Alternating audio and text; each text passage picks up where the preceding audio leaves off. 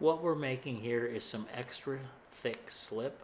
I'm taking some dried up clay chunks and putting them into water so that they can slake down. Slake down means that the clay absorbs the water and breaks down into fine little particles. That's why I'm doing the slaking, because I want the clay to be all broken down so that it can be stirred into a slip. Here I am adding some Darvin 7 because I want the clay to become more liquidy. So when you put the Darvin 7 in, it changes the magnetic charge of the clay and it makes the clay particles repel each other, which makes it more liquidy. So that's what we're shooting for here. I'm stirring it up with a Jiffy mixer. The clay slip is not as liquidy as I want it yet, so I'm adding a little more Darvin 7.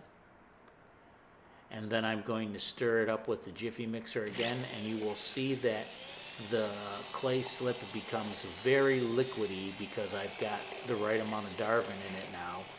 And even though we did not add any more water to this, the slip becomes much more liquidy.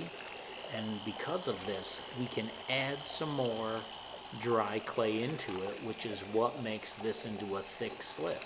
Instead of having its usual amount of water and usual amount of clay, because we added the Darvin 7, we can add more slip into the mix, and that's what I'll be adding. Well, actually this time I'm adding ball clay to be the clay component because I want some type of clay that's a powder. And the reason I want the powder is that I want to stir it in easily. So I'm not going to hit it with the Jiffy mixer right away. I'm going to stir it in with a spatula just so that I don't make a big cloud of dust in my studio. And once I've got it stirred in a little bit, then I will come back with the Jiffy mixer and mix it into the slurry with the goal of making a nice thick slurry that when you use it for decoration, it will stand up on the side of a pot and not shrink down as much because it doesn't have as much water content in it. This thick slip is a lot of fun to play with.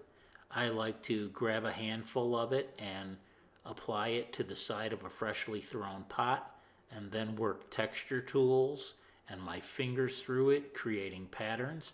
And then I let that dry on the pot, and because this slip has more clay content in it, it stands up and it holds its shape really well.